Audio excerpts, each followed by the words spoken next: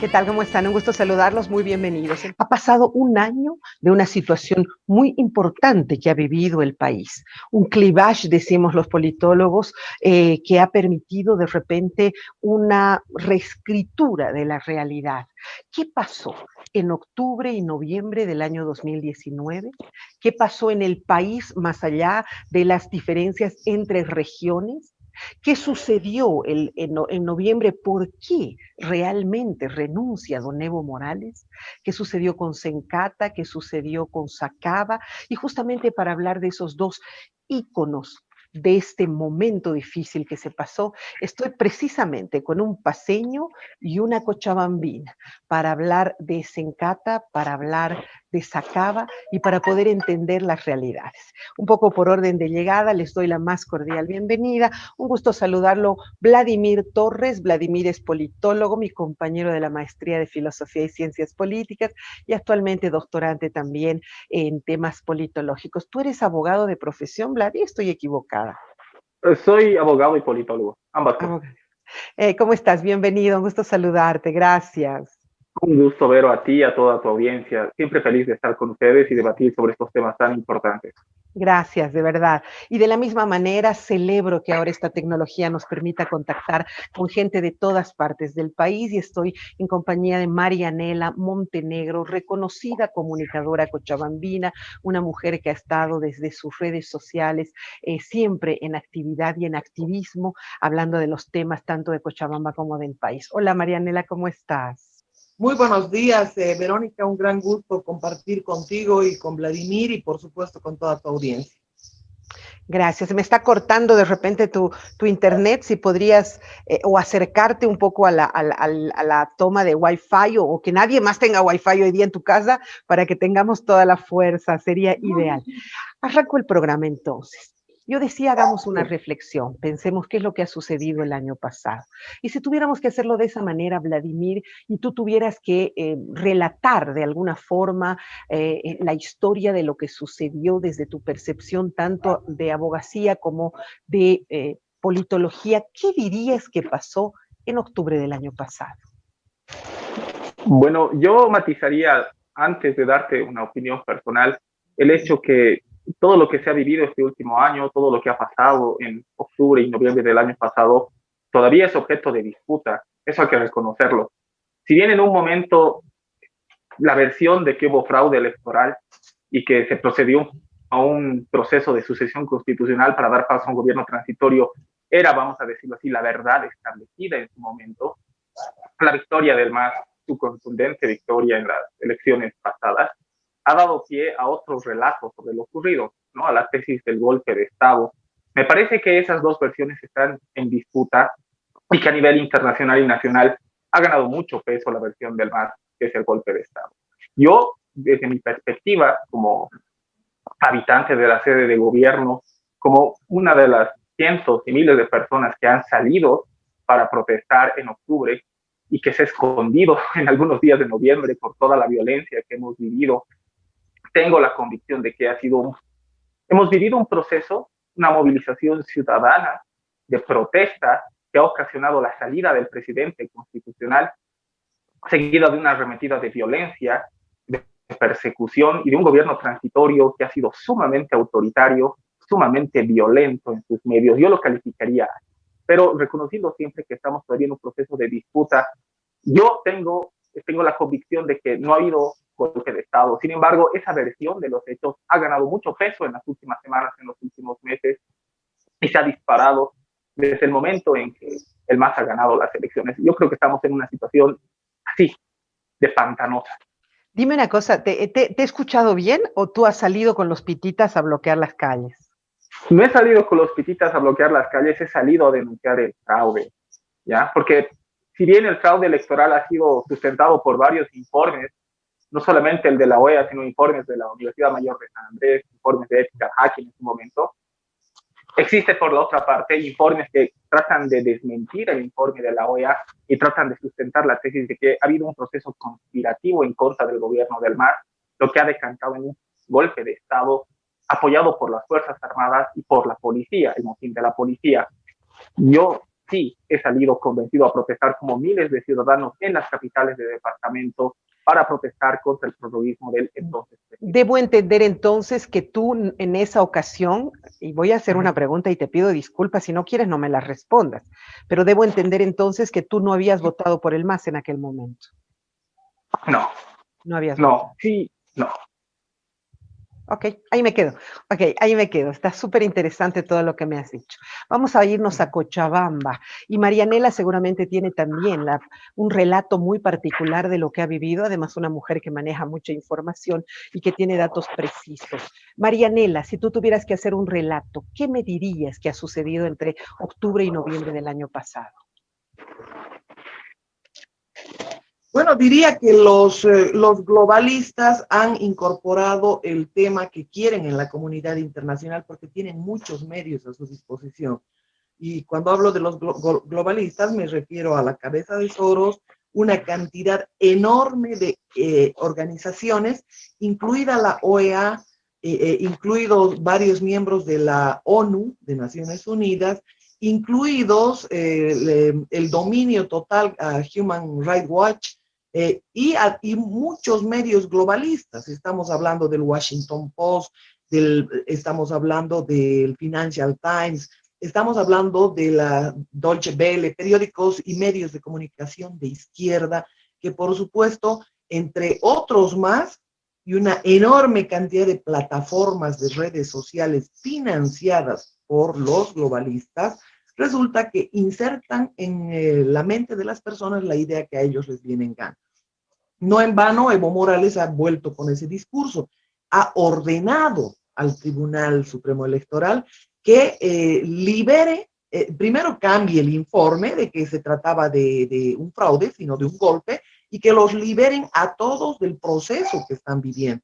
Entonces, acá no podemos abstraer del análisis todo lo que está aconteciendo a nivel internacional. Y el reflejo de ello, Verónica, es lo que está aconteciendo con Donald Trump, el fraude electoral en Estados Unidos, que por supuesto ese poder mediático gigante que ha acumulado Soros en función a sus intereses, por supuesto, está dispuesto a cambiar cualquier versión de los hechos. Aquí queda clara una cosa, el fraude no lo detectó la OEA, el fraude explotó en las calles, el fraude, un minutito me esperan, el fraude explotó en las calles y por supuesto ese fraude lo han ido descubriendo en taxis, en domicilios particulares, y a la OEA, más Almagro, no le quedó otro remedio que hacer un informe hablando de todo lo que fue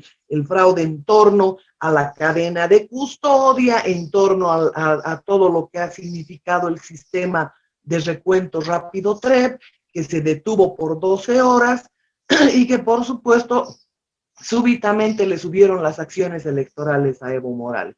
Entonces, todo esto está planificado y está planificado desde la Embajada de Estados Unidos, está planificado por gente que siempre ha asesorado a Evo Morales. La idea de la salida de Goldberg es simplemente un teatro político que ha servido para que en la comunidad internacional no se vea a Estados Unidos involucrado en el descomunal narcotráfico que ha habido en Bolivia. Entonces notarán ambos que estamos hablando de gigantes poderes que están por encima de Evo Morales. Evo Morales es una ficha ignorante a la que la han atrapado por eso.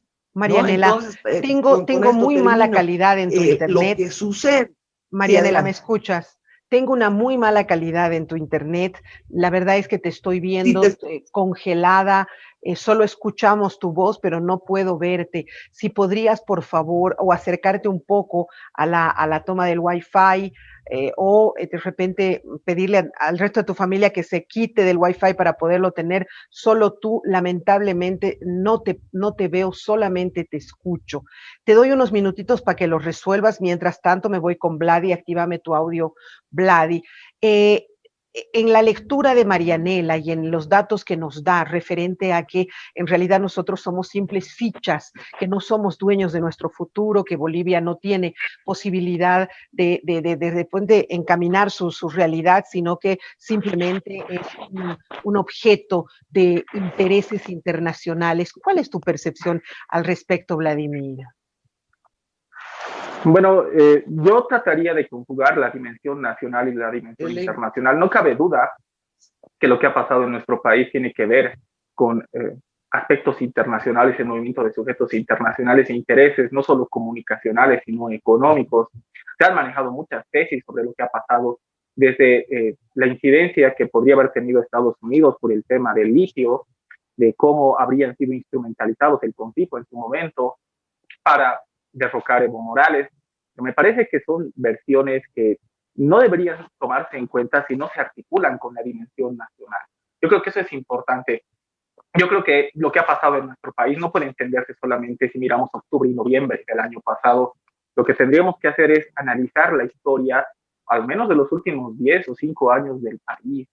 Y eso es sumamente importante para entender cómo los sujetos que se han movilizado en su momento y la manera en que lo han hecho, han tenido una performance tan importante. Yo creo que hay que remitirse necesariamente cuando se habla de lo que ha pasado en Bolivia, en noviembre y octubre del 2019, a la historia del referéndum. ¿Ya? Eso es fundamental. A mí me parece que si Luis Arce Catacora y David Choquehuanca hubieran postulado desde un principio, nada de esto hubiera pasado. Nada de esto hubiera pasado. Ya de por sí el Tribunal Supremo Electoral había venido demasiado deslegitimado, el proceso electoral estaba deslegitimado, precisamente por haber habilitado a Evo Morales para su cuarto mandato. Claro. Si el MAS en su momento hubiera seleccionado otros candidatos, nada de lo que hemos vivido este último año hubiera pasado. Pero al mismo tiempo, la tesis del golpe, de que se había financiado, de que incluso Camacho, alguien como Camacho había financiado toda la movilización, pasa por alto que el movimiento ciudadano, sobre todo en capitales del departamento, se ha ido gestando precisamente a partir del 21 de febrero. Algunos dicen mucho antes, con el tema del COVID, la denuncia por los médicos, por el gremio de los médicos, el movimiento ciudadano de clase media se ha ido fortaleciendo, ¿no? Ya ha tenido en las elecciones del año pasado el motivo suficiente para salir a las calles para denunciar el fraude. Yo estoy de acuerdo con Marianela en ese aspecto. La OEA no ha venido, a diferencia de lo que dice Evo Morales, no ha venido a indicarnos que ha habido fraude. No han descubierto el fraude ya era latente en las calles. El proceso electoral, desde el momento en que se para el TREC, ya estaba totalmente perdido.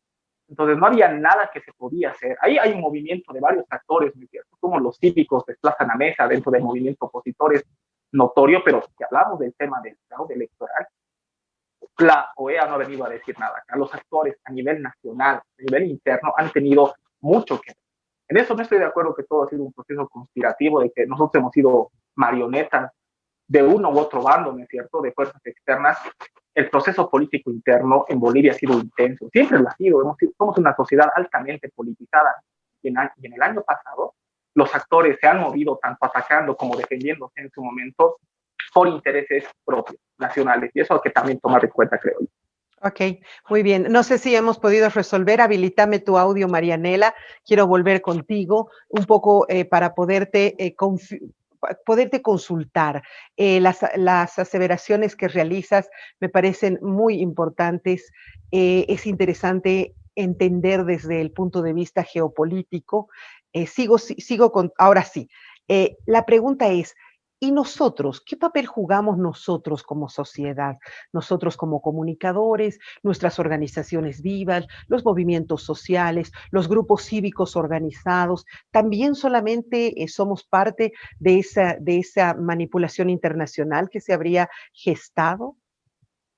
Absolutamente, sí, Verónica, no hay ninguna duda. Gente como Carlos Mesa, como Ricardo Vallivian, como esas personas son simplemente mercenarios de la política. Recuerde usted que Carlos Mesa ha entrado es decir, ha sido vicepresidente de Gonzalo Sánchez Lozada, solo recibiendo un gran pago respecto a eso. Y a Carlos Mesa ahora le han pagado para que sea candidato y para que simplemente con este proceso sucio electoral, porque, bueno, ahí podemos ir analizando una serie de temas, pero que nos tomarían mucho tiempo. Me quedo solamente con que lo hayan sacado e indultado por el tema Lavajato a Carlos Mesa, y Carlos Mesa a su misma vez haya indultado a Evo Morales. Esos temas son importantes mirarlos desde el contexto internacional, porque sucede que hay una serie de temas, y te lo muestro ahora, no sé si está acá.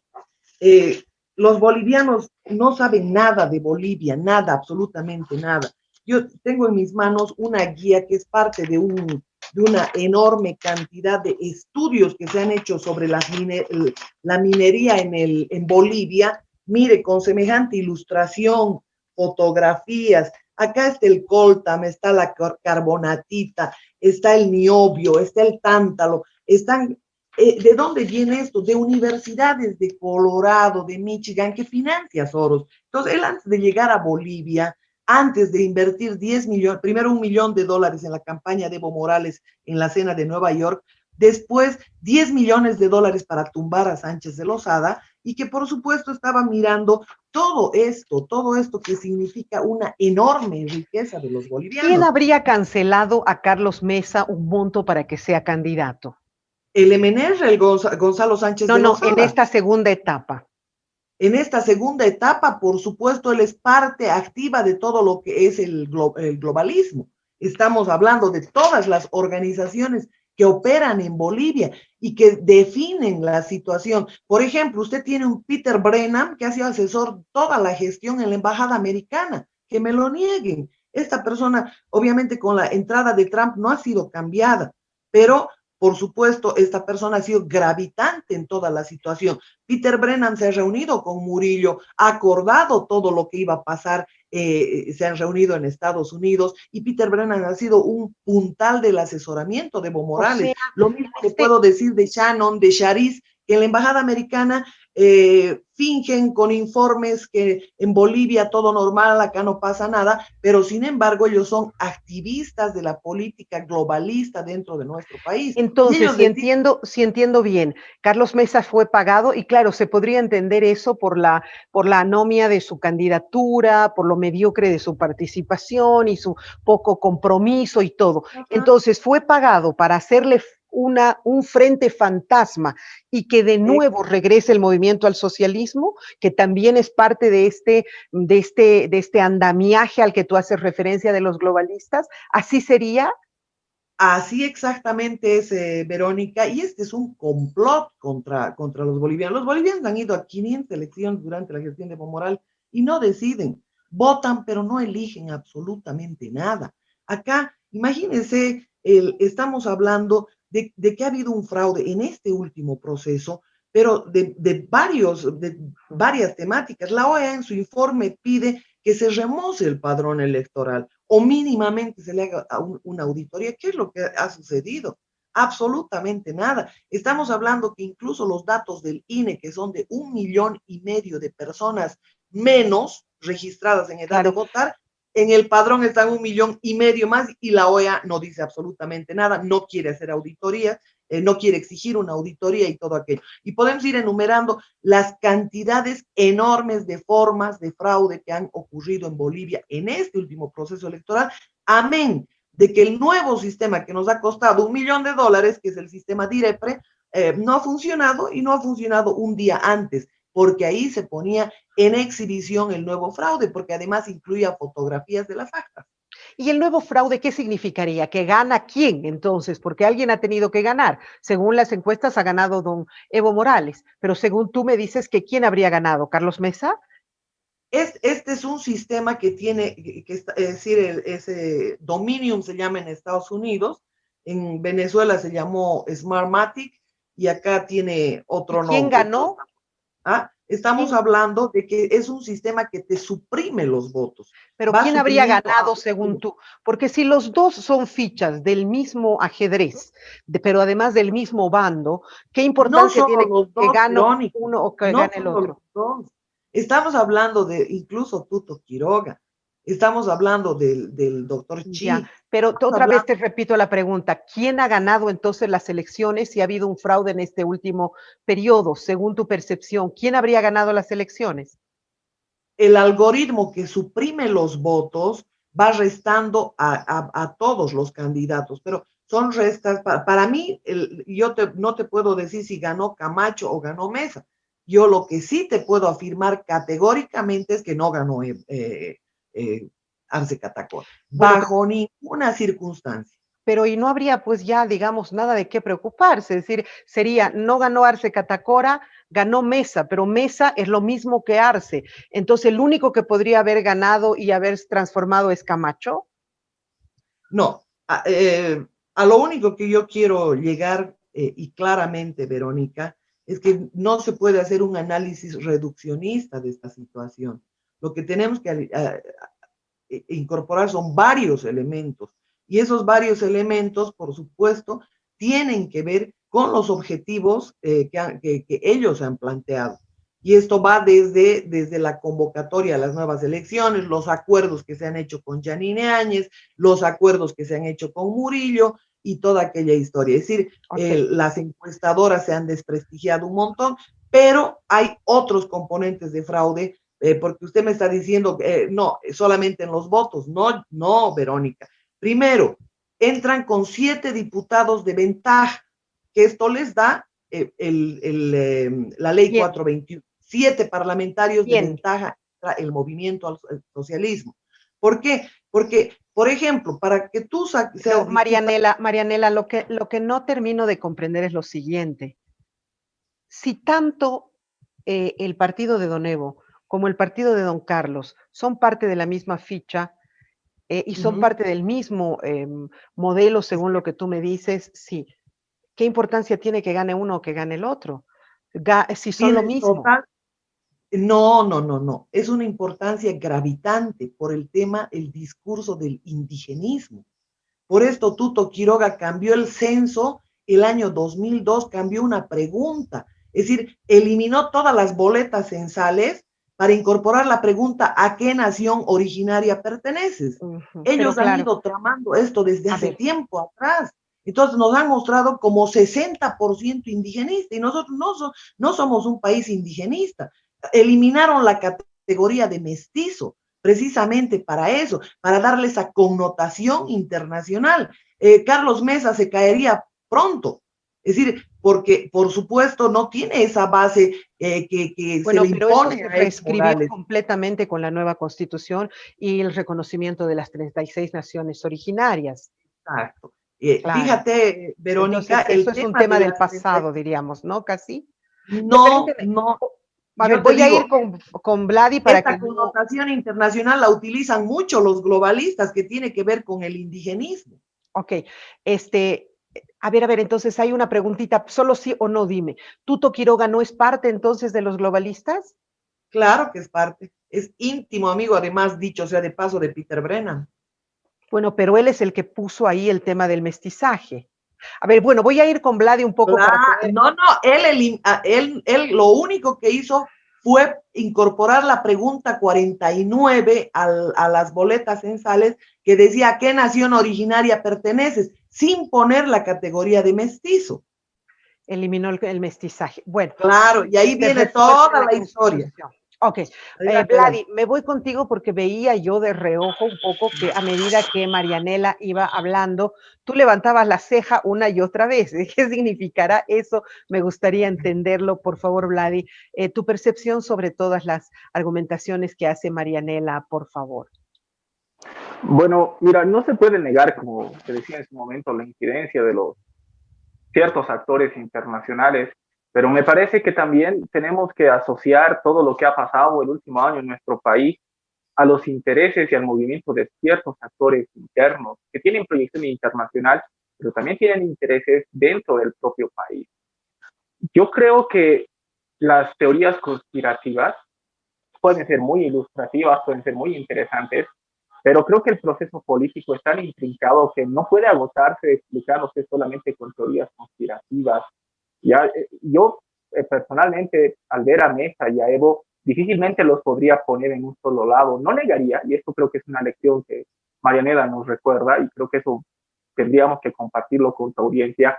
Cuando los políticos profesionales empiezan a pelear, cuando discuten, cuando en temporadas preelectorales o electorales netamente hacen parecer que son grandes antagonistas. En realidad lo que hacen en el fondo es manipularnos para posicionarnos en antagonismos que muchas veces son ficcionales, son artificiales. Entre ellos pactan, entre ellos son grandes amigos, podrán tener ciertas diferencias, pero al público, ¿no?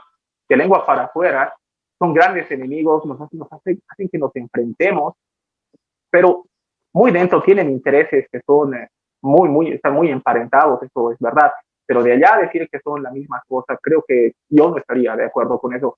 Mesa, Comunidad Ciudadana, es una fuerza de centro derecha. Ahí me voy a quedar, porque la próxima media hora voy a empezar contigo. Ya, dame unos minutos, tengo que cerrar el primer bloque para poder continuar la siguiente media hora. Y la siguiente media hora me interesa mucho entender la interpretación que hacen nuestros analistas sobre lo que fue Sacaba y lo que fue Sencat, porque cada quien tiene su punto de vista, pero es fundamental tratar de entender una realidad. Segunda media hora del programa, estamos tratando de interpretar lo que sucedió en octubre de 2003. Hay una excelente e interesante ponencia de Marianela que nos hace referencia a los globalistas internacionales y a todo un andamiaje geopolítico que de alguna manera habría influenciado en que nosotros tomemos una u otra decisión. Y hay una visión muy boliviana, pero además muy realista de pronto de la cotidianidad de Bolivia de parte de Vladimir Torres, que nos permite hacer, reitero, una interpretación desde lo boliviano. Vladi, me había quedado contigo luego de una importante exposición de Marianela y tú decías que nunca meterías en el mismo saco a Evo que a Carlos. Sin embargo, luego decías que, aunque no sabemos porque los políticos a veces dicen una cosa, pero luego se están dando la mano en la espalda, lo vi eso cuando era parlamentaria, quedé impresionada, es una de las muchas razones por las que nunca más volví a la política, veía cómo se insultaban inclusive a la madre y luego atrás se tomaban un café y yo iba a tomar y los veía juntos ahí charlando y yo decía, ¿qué ha pasado? Me he soñado esto. Entonces, tienes razón. La cosa es, entonces, ¿cómo lo interpretas tú? ¿Cómo interpretas todo esto, Vladimir? Bueno, mira, hay que destacar varios puntos. ¿Ya? El proceso es bien complejo. Por una parte, a mí algo que me parece sugerente de lo que decía Marianela y lo que estaría hasta cierto punto de acuerdo, es que en muchos sentidos la fama que tiene el MAS y el propio evismo dentro del MAS de ser una fuerza popular, que ha nacionalizado los hidrocarburos, que ha refundado el país, que ha iniciado un proceso democrático, irreversible, cultural, el proceso de cambio, choca con ciertos hechos concretos de la realidad que son muy poco conocidos. En primer lugar es que el gobierno de Evo Morales, su largo gobierno, ha sido un gobierno que ha favorecido netamente a las transnacionales, no a las norteamericanas, pero sí a muchas transnacionales. Se me viene a la cabeza un único nombre de los muchos que pueden haber: Petrobras. Petrobras, la gran transnacional brasileña que ha tenido grandes utilidades en los últimos años. La minería, uno de los rubros más importantes de nuestra economía, está en manos de transnacionales y las transnacionales han ganado millones de dólares en el gobierno de Evo Morales. Perdón que te interrumpa, ¿quién es Petrobras? Bueno, es una sociedad internacional, hay varios accionistas, ¿no es cierto? El mismo gobierno brasileño tiene intereses ahí, pero ese no es tanto el punto. No solamente se podría tomar en cuenta solo esos elementos, porque me parece que hay una articulación de intereses. Hay una articulación de intereses a nivel supranacional y hay una articulación de intereses en la dimensión nacional. En muchos sentidos, Carlos Mesa, de haber sido presidente, habría dado continuidad a muchas de las políticas del gobierno del MAS. Eso en los hechos, hablando económicamente. Si uno veía sus programas de gobierno, si uno leía lo que proponía Carlos Mesa y lo que proponía Luis Arce, no se diferenciaban tanto. Era keynesianismo, economía de Estado. Entonces, ahí sí podría hablar de cierto tipo de similitud. Sin embargo, política e ideológicamente, me parece que son diferentes. Habría que diferenciar eso. Lo otro es caer en tesis conspirativas que representan a todo el sistema político como un solo actor y que nosotros seríamos una especie de víctimas enceguecidas que no entienden absolutamente nada de la realidad. Yo creo que si bien hay muchas cosas que se nos escapan y que podemos entenderlo en retrospectiva, haciendo un análisis histórico, sí hay intereses concretos, sí se actúa en conocimiento de ciertas cuestiones, ¿no? Entonces, yo creo que hay que tomar todos esos aspectos en cuenta para entender lo que ha pasado. Lo estamos haciendo. A ver, yo Eso quisiera, es lo importante. pedirles ahora que un poquito nos centremos en Bolivia y hagamos una interpretación de los hechos sociales de Bolivia. Es decir, es muy enriquecedor tener el conocimiento tanto de las filosofías de cada partido, de sus propuestas, como tener el conocimiento externo de las políticas internacionales que puedan existir y globales. Pero si llegamos a Bolivia e interpretamos las situaciones que se ha vivido, Cochabamba ha sido ensangrentada por lo que ha vivido en Sacaba, por ejemplo. ¿Cuál es tu interpretación, querida Marianela, de lo que sucedió en en Sacaba en aquel momento? Y me voy a ir contigo también, Vladi, para que me interpretes Sencata. Adelante, Marianela. En todo Bolivia ha ocurrido exactamente lo mismo. La misma gente que arrastra, obliga, bajo pena de multa, a marchar, a votar, a bloquear, a enfrentarse, a poner el pecho a las balas, esa misma gente le ha disparado, porque aquí hay gente irregular, hay gente de los carteles internacionales de la droga, están venezolanos, cubanos, están iraníes en Bolivia y por supuesto, esto han sacado hasta gente disfrazada, es decir, se ha montado un burdo teatro y me apena que Vladimir desconozca tanto lo que está ocurriendo, lo que ha ocurrido en Bolivia, desconozca tanto lo que está sucediendo a nivel internacional, no sepa siquiera que George Soros es el mayor accionista de Petrobras, no sepa que Codelco, la corporación del cobre de Chile, que antes era boliviana, es de Soros, que incluso las desavenencias que ha tenido con Chávez han sido por la empresa Sancor, que quería apropiarse Nestlé, y Chávez le ha dado dinero para eso,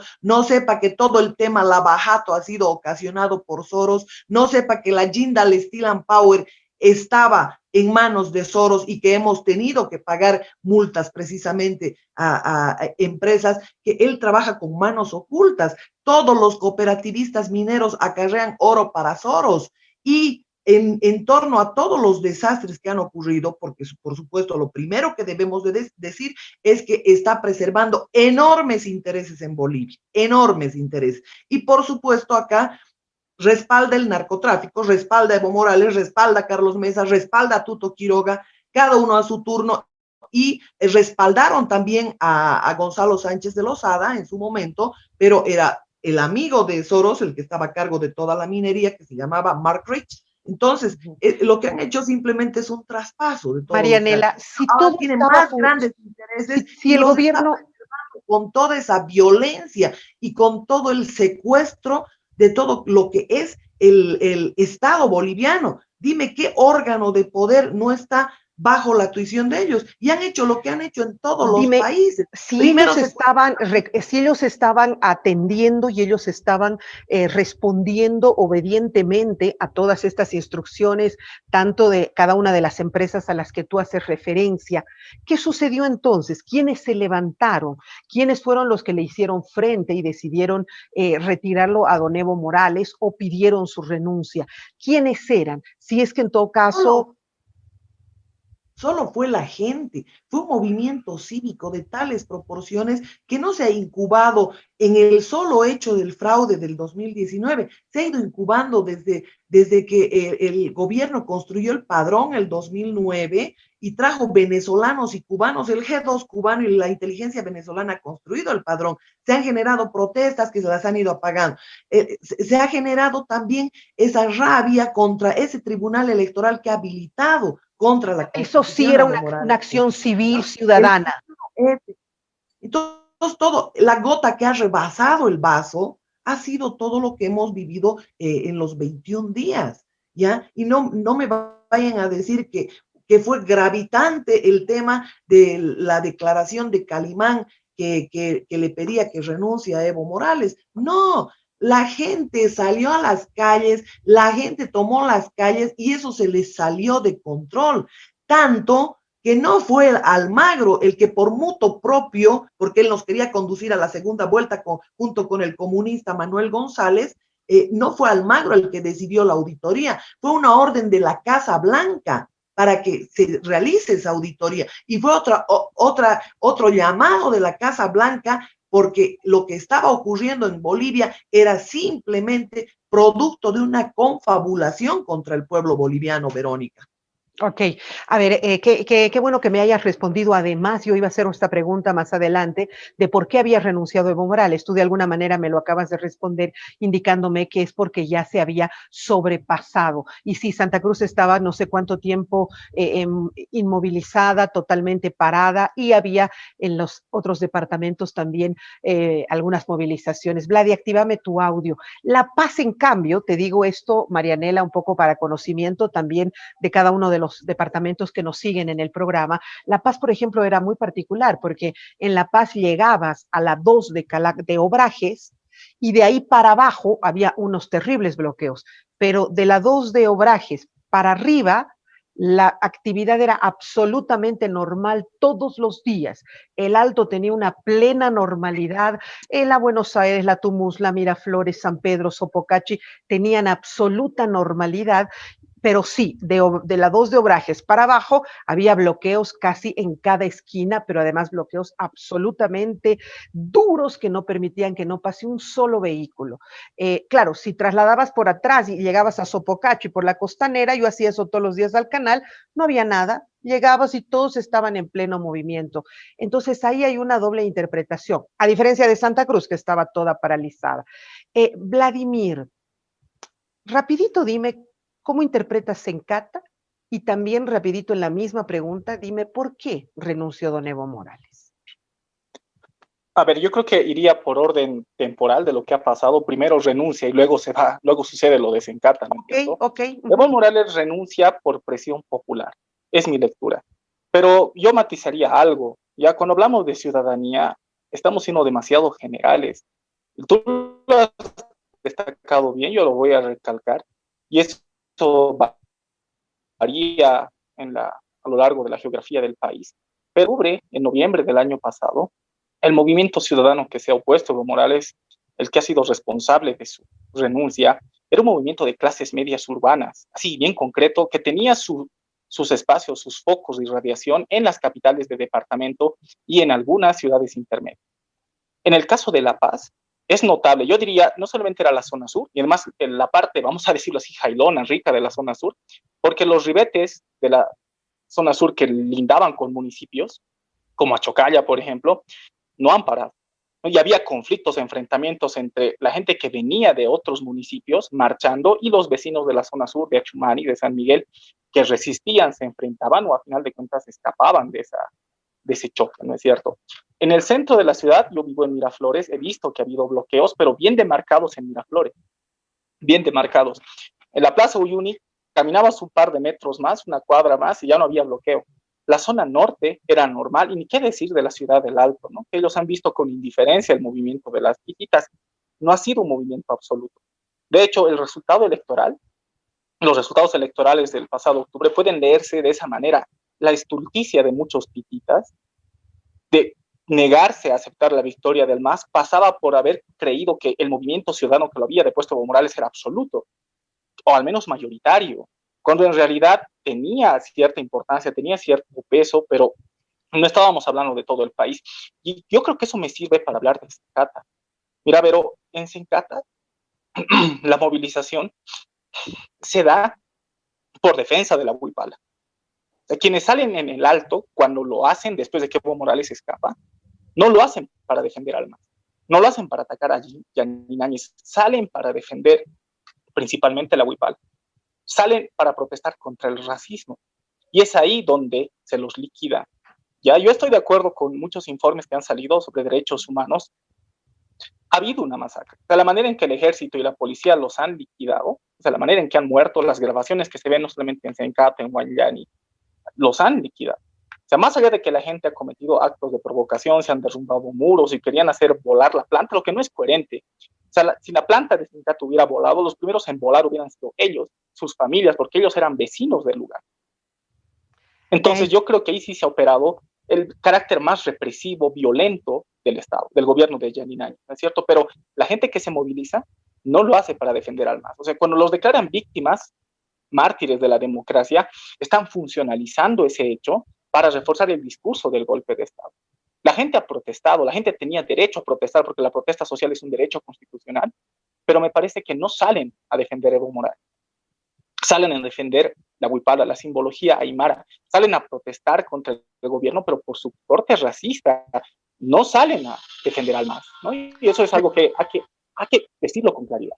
Me pasó algo muy particular. Yo estaba justamente esos días acompañando un club de madres allá en la ciudad del Alto, un club de madres que eran aproximadamente unas 250 señoras, y logré salir porque yo vivo en la zona sur, pero por Sopocachi llegué hasta el Alto y estaba con ellas. Justamente en el momento en el que no sé qué sucedió, pero alguien, tengo ahí un ruido extraño. Justamente en el momento en el que alguien, creo que cortaron la huipala, creo que un policía fue el que la cortó, no recuerdo bien, pero fue en ese momento que esas 250 mujeres que estaban en este club de madres se volvió loca, no le importó, alguien les pasó la voz, alguien les dijo han cortado la huipala, y en ese momento dejaron el acto, se levantaron, me dejaron ahí, salieron, es decir, se transformaron, porque según lo que yo interpretaba de verlas y de conversar, las habían marginado, de nuevo las querían pisotear, es decir, frases que pueden ser muy aprendidas de pronto, pero me imagino que también, y ahí es donde yo vi un accionar impresionante, ¿no? Un accionar impresionante de la gente, y así como yo veía jóvenes en la zona sur y en el centro, en la Plaza Murillo, con su bandera rojo, amarillo y verde, yo veía en el Alto jóvenes con su huipala, o sea, es algo que nos ha impactado como sociedad a los bolivianos, más allá de pronto de sí, de los intereses internacionales que puedan haber, sino una construcción social, particularmente de nuestra juventud y de las mujeres, que a mí me ha llamado la atención. De repente es una visión muy romántica. Marianela, actívame tu audio, voy a volver contigo. Y me pregunto, ¿qué tuvieron que ver los militares, Marianela, para ti y los policías en ese momento de Octubre Negro? ¿También son de parte de repente de esta estructura global que hay? Bueno, antes quisiera decir que no es una visión romántica la que tú tienes respecto a todos esos clichés que se lanzan de racismo, de discriminación y toda aquella historia. Se repiten en todos los países, mi querida Verónica. En Chile, en Perú, en Ecuador, los mismos ribetes, ¿no? La discriminación y no sé cuánta historia. Bueno, y eso obviamente es una receta global. De las 100.000 ONGs lanzadas al mundo, algunas para desviar dinero y las otras para financiar este tipo de movimientos que también ha tenido Donald Trump en Estados Unidos, lo han arremetido los negros, las minorías y no sé cuánta historia. Pero bueno, al otro tema, decir, los militares, por supuesto, si tú haces un recuento, Verónica, vas a notar que 37 militares que estaban involucrados hasta el cuello en narcotráfico, de alto grado, te estoy hablando de puro generales, que han salido al exilio dorado. Es decir, cometieron cantidades enormes de delitos en el país que Evo Morales ha ordenado que los liberen. Lo ha convocado a Palacio a Ramiro Guerrero y le ha dicho muy bien, a este no los puedes procesar. ¿De acuerdo? Entonces estamos hablando que esos 37 militares de alto grado que han cometido una cantidad enorme de delitos en Bolivia, por supuesto han salido del país a ese exilio dorado y han seguido haciendo negocios. Los que han quedado en los altos mandos recibían un plus de casi 200.000 bolivianos mensuales. Entonces, ¿de qué estamos hablando? Estamos hablando de que muchos de estos militares han traicionado. También estamos hablando de que las organizaciones no gubernamentales, recuerde usted que el representante de la Open Society Institute es Juan Ramón Quintán, que es el área de defensa. Y la Open Society Foundation, que tiene que ver con la ONG WOLA y el RESDAL, es la señora Loreta Tellería. ¿Y dónde están metidos esos? En todas las universidades. Por eso usted va a escuchar académicos que hablan de teorías conspirativas y tratan de desviar la atención, porque gente como Tuto Quiroga ha salido y han salido militares en gran cantidad a las universidades financiadas por Soros. Ellos vienen mentalizados, Verónica. Acá no hay teorías conspirativas. Ellos mismos lanzan esa historia, ese cliché para desprestigiar cualquier valoración que se haga de la Y realidad. los policías, ¿cómo ves a la policía? Como en este Los policías en la agenda global tienen que desaparecer. ¿Qué buscan los globalistas? Un solo gobierno sin fronteras mundial, ¿no? ¿Y qué busca Trump? First America, dice, y no está diciendo primero Estados Unidos de América, es toda la América. ¿Por qué? Porque las élites globales se han adueñado del mundo. Ellos saben de qué te enfermas, cómo te enfermas, cuándo te enfermas, te mantienen latente, pues manejan las 25 farmacéuticas más grandes del mundo. Tú tienes que dejarle con un cáncer, por ejemplo, una fortuna antes de morir, a la FERS, a la Bagó, a todos los que van a sacar vacunas, ¿no? Entonces no podemos hablar de abstraernos de hablar de esa conspiración asquerosa que hay en el mundo, precisamente que se quiere deshacer también de una buena parte de lo que ellos consideran el lastre de la humanidad. Y no en vano la pandemia, en el tema de la pandemia está metido Soros. En Que me esta digan jugada, que me digan perdón, lo que les venga en gana. en esta Acá, jugada el Evo hecho de Morales, que perdón, sí, dime, en esta Evo jugada Morales el tiene. hecho de que la policía se haya amotinado en determinado momento, haya salido, haya desvirtuado todas las luchas, podría ser excelente, un elemento ideal para poder aniquilar en algún momento la policía dentro de esta intencionalidad de globalistas que hay. O sea, se han puesto solitos la soga al cuello. Exactamente. Yo te digo algo, dentro de la agenda global está la eliminación de la policía, no de Bolivia, de todos los países a los que están afectando con todo esto. Dentro de la agenda global están también gente de las Fuerzas Armadas. ¿Qué sucede? Los globalistas, gente con mucho poder como Soros, les brinda premio Nobel de la Paz a un intelectualoide, al escribidor como es Carlos, es decir, Mario Vargas Llosa, por ejemplo. Y Mario Vargas Llosa sale a defender intereses de Soros en todas partes del mundo. Él los hace. ¿Por qué crees que ha habido la postulación de Evo Morales a premio Nobel de la Paz? Es todo un fantoche. Los premios Pulitzer, todo es un fantoche. Ellos te ponen íconos, ellos construyen las cosas para la gente. Pero gente honrada, gente que quiera hacer cambios, no tiene cabida en esa agenda. Tiene que tener cola de paja. Ok. Vuelvo contigo, mi querido Vladimir, actívame tu audio. Mi pregunta, ¿qué responsabilidad, qué presencia, qué protagonismo tuvieron tanto la policía como los militares? Además, en ese orden, ¿no es cierto? Pues, pero yo creo que fue muy importante, pero no fue gravitante. Tanto como para querer reducirlo a la presencia de la policía y el ejército, las Fuerzas Armadas. Yo creo que esa es parte de la tesis del golpe de Estado, ¿no? Que dicen, si no hubiera sido la policía, si no hubiera sido las Fuerzas Armadas, no se hubiera orquestado el golpe. Yo creo que la policía lleva una historia de desavenencias con el gobierno del MAS que es de larga data. En octubre y noviembre del año pasado, por ejemplo, había varias señales de malestar. Una de esas señales de malestar de la policía, más allá que creamos a Camacho, que los ha sobornado absolutamente a todos, es la molestia con la institucionalidad, con el manejo de la institucionalidad, con el no respeto a su institucionalidad. Sus mandos altos eran funcionales al MAS. De hecho, los criterios para selección de generales tenían que ver con la preferencia o no, con la militancia o no, con el partido de gobierno, y eso ha molestado a la policía. El bono lealtad, el llamado bono lealtad, que el MAS lo menciona más como una compensación económica que se ha pagado el año pasado, 3,000 bolivianos, también ha sido para muchos policías humillante con su condición de uniformados y con la institucionalidad. ¿No es cierto? A eso tenemos que sumar, y eso es un factor que el MAS ha tratado de con toda fuerza descalificar. No ha sido, la policía se amotina no por un movimiento de oficiales, es la tropa la que se amotina.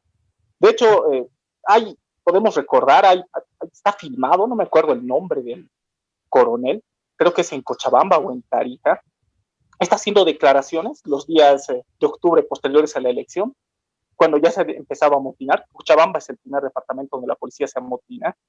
Están declarando a los coroneles que todo está bien, que no va a haber motín en la puerta del cuartel y los policías les cierran la puerta, ¿no es cierto? Y declaran el motín.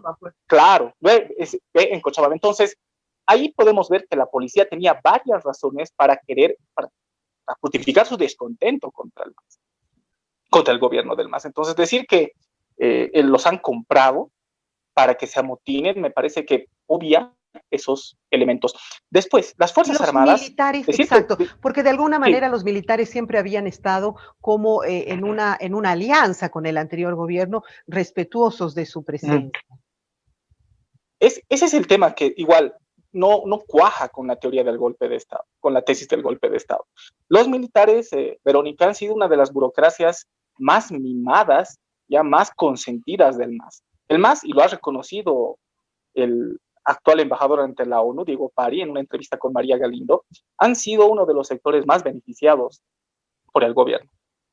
Ya por políticas públicas, por el nivel de inversión que se ha dado en las Fuerzas Armadas.